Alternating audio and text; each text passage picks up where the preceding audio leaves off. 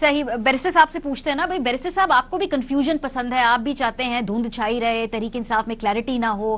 اگر آپ مذاکرات کرنا چاہتے ہیں سنجیدگی سے تو آپ جیسے زبیر صاحب کہہ رہے ہیں ملاقات کرا دیں اچک سے, ان کا پولیٹیکل بلف آپ کال آف کر دیں جی. اگر آپ کہتے ہیں کہ جی ہم نے ملاقات بھی کرا دی, سب کچھ کرا کے دیکھ لیا, آپ ملاقات نہیں کراتے, آپ اس کیوس کنفیوژن کو برقرار رکھنا چاہتے ہیں.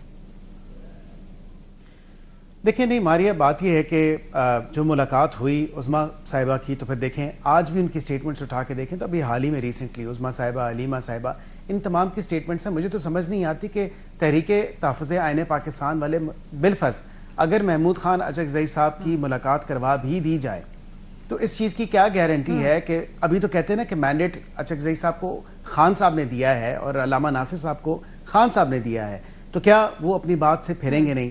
کیا وہ یو ٹرن دوبارہ نہیں لیں گے؟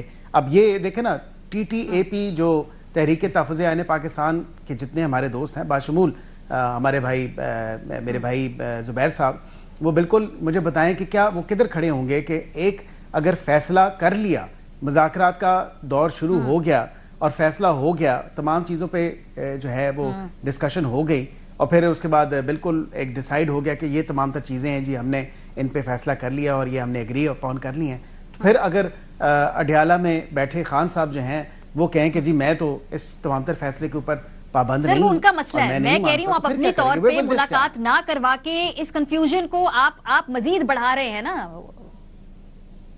But the confusion persist. دیکھیں نا تحریک تحفظ آئین پاکستان صرف اور صرف مارز وجود میں کیوں آئی؟ اس لیے آئی کیونکہ غالباً جو خان صاحب نے مینڈیٹ دیا اچکزئی صاحب کو, جی اچکزئی صاحب جو ہیں وہ لیڈ کریں گے اور اچکزئی صاحب جو ہیں وہ میری طرف سے مذاکرات کریں گے اگر مذاکرات جس سے بھی کرنے ہوئے.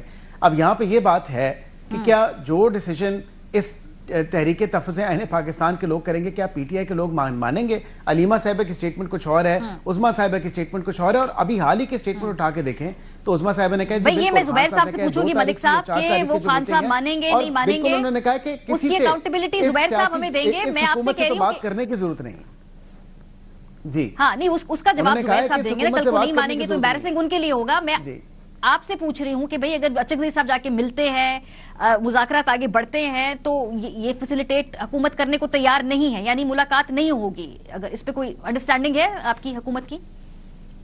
جی دیکھیں ماورائے آئین یا قانون یا جیل رولز یا جیل مینول کے اباون بیونڈ تو کوئی ملاقات نہیں ہو سکتی, اور